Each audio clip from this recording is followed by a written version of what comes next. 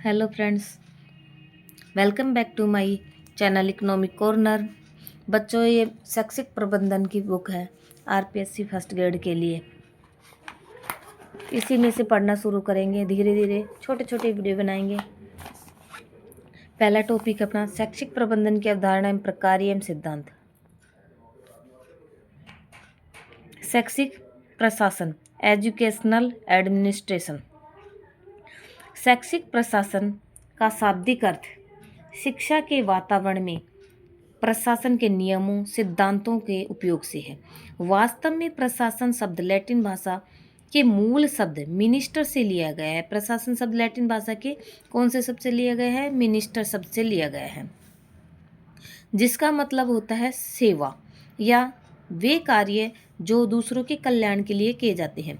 सरलतम शब्दों में प्रशासन एक चेतनापूर्ण ध्येय की प्राप्ति के लिए किया जाने वाला नियोजित कार्य है। प्रशासन क्या है? दूसरों के कल्याण के लिए चेतनापूर्ण यानी अपने होश में रह के किया जाने वाला नियोजित रूप से कार्य है। लूथर के शब्दों में प्रशासन का संबंध प्रशासन कार्यों को करवाने से। लूथर ने क्या कहा है कि प्रशासन का संबंध कार्यों के करवाने से है, निश्चित उद्देश्यों की प्राप्ति से है। प्रत्येक संगठन के अंतर्गत कुछ निश्चित उद्देश्यों की प्राप्ति हेतु एकत्रित किए गए व्यक्तियों के समूह होता है। प्रशासन वह शक्ति है जो किसी पूर्व निर्धारित उद्देश्य की पूर्ति हेतु किसी संगठन का नेतृत्व, पथ प्रदर्शन और निर्देशन करता है। यह एक उच्च स्तरीय प्रकार है जो किसी संगठन के उद्देश्य और नीतियों से संबंध रखता है। अब शैक्षिक प्रशासन के विभिन्न प्रकार, different types of educational administration. प्रशासन का प्रमुख विषय सत्ता या अधिकार माना जाता है। प्रशासन करना क्या होता है कि सत्ता पाना, अधिकार पाना होता है। सत्ता या अधिकार किस बिंदु पर आधारित है और उसका प्रयोग किस प्रकार किया जा रहा है, इस आधार पर प्रशासन को के दो प्रकार बताए गए हैं। दोनों का उल्लेख निम्नलिखित है। पहला है केंद्रीकृत प्रशासन। यह वह व्यवस्था है जिसमें निर्णय अधिकारों एवं दायित्वों को उच्च प्रशासक अपने पास सुरक्षित रख लेते हैं तथा निम्न स्तरों पर उनका प्रत्यायोजन नहीं करते। उदाहरण के लिए यदि किसी विश्वविद्यालय में फीस बढ़ोतरी से संबंधित निर्णय सिर्फ उसके सीनेट के सदस्यों द्वारा ही लिया जाता है, तब उसे केंद्रीकृत कहा जाता है। अब इसके निम्नांकित लक्षण या विशेषताएं क्या है? निर्णय सत्ता उच्च स्तर पर केंद्रीय बिंदु पर संकेंद्रित है, यानी ये निर्णय लिए जाते हैं जो एक पॉइंट होता है, एक मैन आदमी के पास होते हैं, और संस्था के सभी निर्णय उच्च अधिकारियों द्वारा लिए जाते हैं, और सभी निर्णय संस्था के उच्च अधिकारियों द्वारा लिए जाते हैं। अधीनस्थ केवल आदेशानुसार कार्य करते हैं, निर्णय नहीं लेते हैं। जो उनके नीचे काम करने वाले हैं तो सिर्फ वह कार्य करते हैं, निर्णय नहीं लेते हैं। अधिकारों का प्रत्योजन बहुत कम किया जाता है। अधिकारों का प्रत्योजन, लोगों में कम अधिकार दिए जाते हैं। नीचे वाले लोगों के सारे अधिकार बड़े लोगों के पास, ऊंची पोस्ट वाले लोगों के पास होते हैं। सारे अधिकार उच्च प्रशासकों के पास सुरक्षित होते हैं।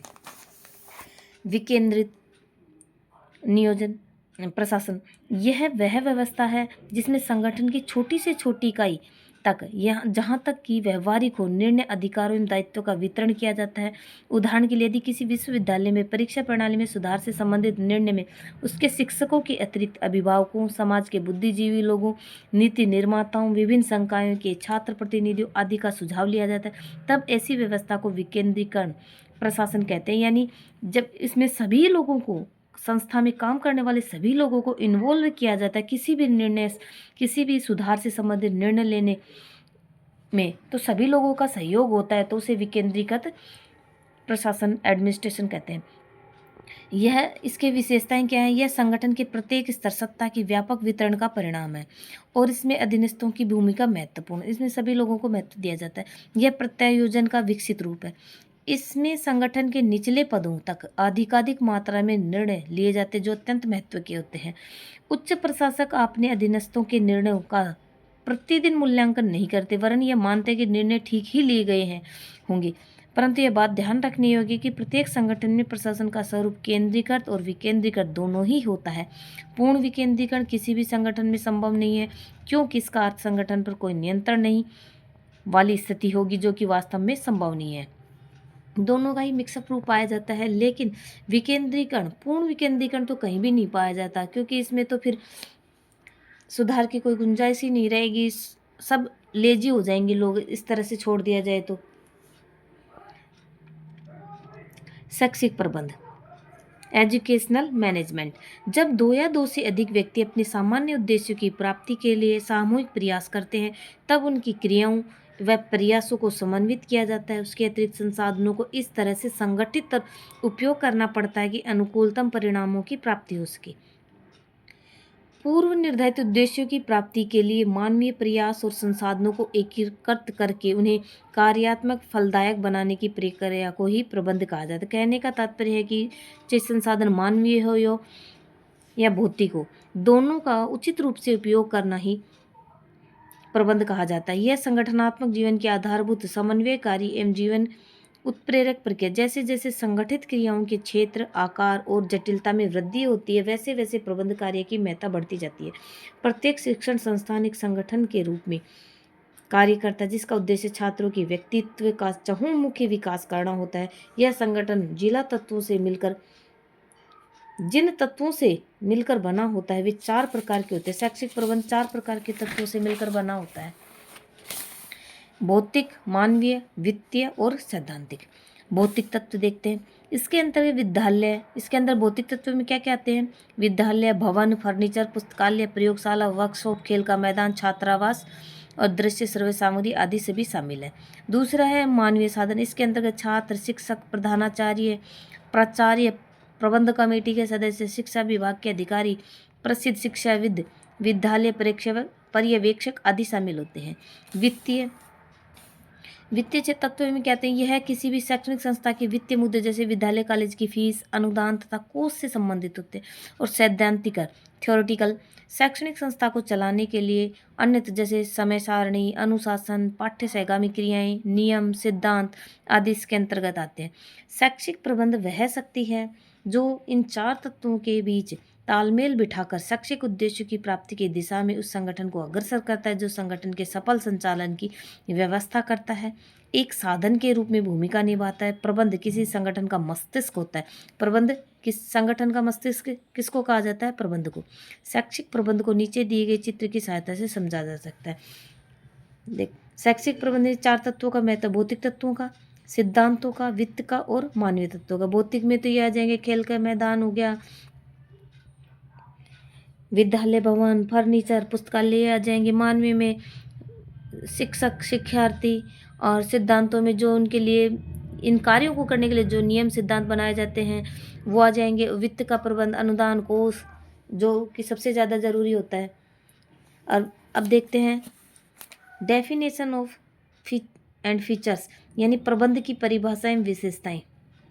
हेराल्ड कंटज के अनुसार औपचारिक रूप से संगठित वर्गों के साथ तथा उनके द्वारा कार्य करवाने की कला का नाम ही प्रबंध है। हेराल्ड कुंटज ने प्रबंध की क्या परिभाषा दी है? औपचारिक रूप से संगठित वर्गों के साथ तथा उनके कार्य करवाने की कला का नाम ही प्रबंध है। W.F. टेलर ने क्या परिभाषा दी है? प्रबंध यह जानने की कला है कि क्या करना है तथा उसे करने का सर्वोत्तम व सुलभ तरीका क्या है। जब अगर हमें ये पता चल जाए ना तो कि हम अब कोई भी एग्ज़ाम हमें पास करना है तो हमें ये पता चल जाए कि हमें क्या पढ़ना है और कितना पढ़ना है और कितने घंटे पढ़ना है। ये सब बातें हम अगर शामिल कर लें तो यह मैनेजमेंट का सबसे बेस्ट तरीका होगा, हम अपने लक्ष्य तक पहुंच सकते हैं। जेम्स टेलर प्रबंध मुख्यतः विशिष्ट उद्देश्यों की प्राप्ति के लिए दूसरों के प्रयत्नों को नियोजित, समन्वित, प्रेरित और नियंत्रित करने का कार्य।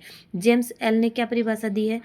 प्रबंध विशिष्ट उद्देश्यों की, कोई उद्देश्य प्राप्त करने के लिए हम दूसरों के प्रयत्नों को नियोजित करते हैं, समन्वित करते हैं, प्रेरित करते हैं और नियंत्रित करने का कार्य जो हम करते हैं वह प्रबंध है।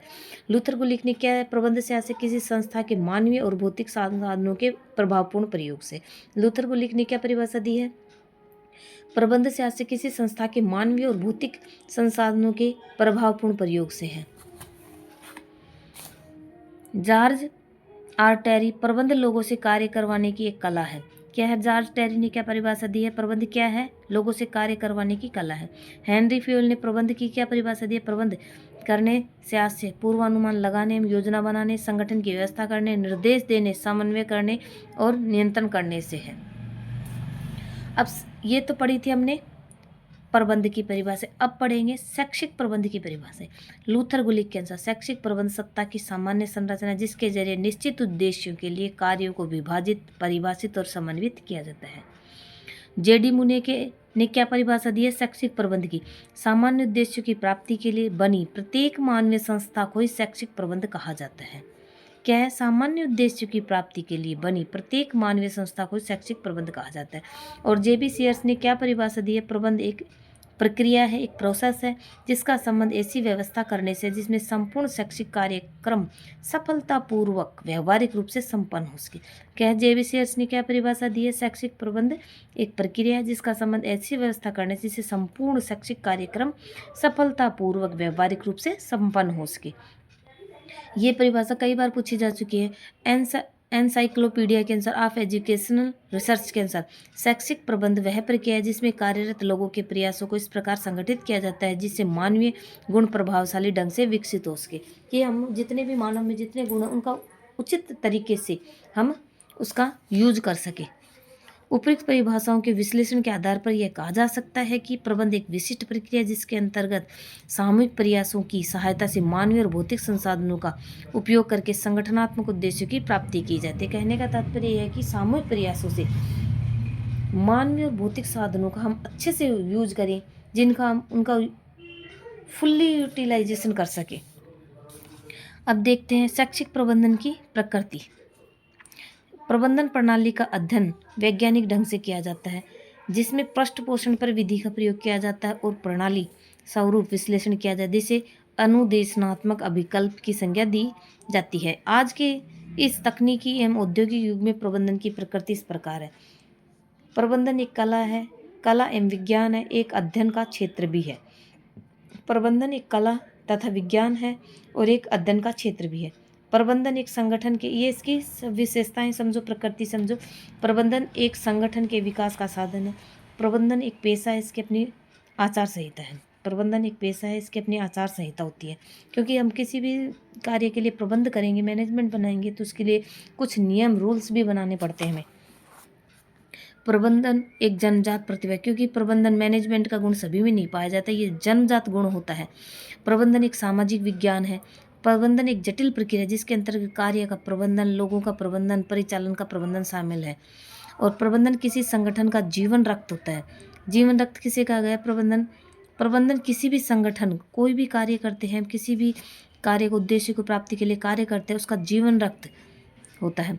प्रबंधन कला विज्ञान दोनों है, किंतु प्रबंधन के विषय में भविष्यवाणी नहीं की जा सकती जो भौतिक विज्ञान के संबंध में की जा सकती है, क्योंकि मानवीय पक्ष सन्निहित होते हैं, अतः इसके व्यवहार के बारे में निर्णय करना कठिन होता है।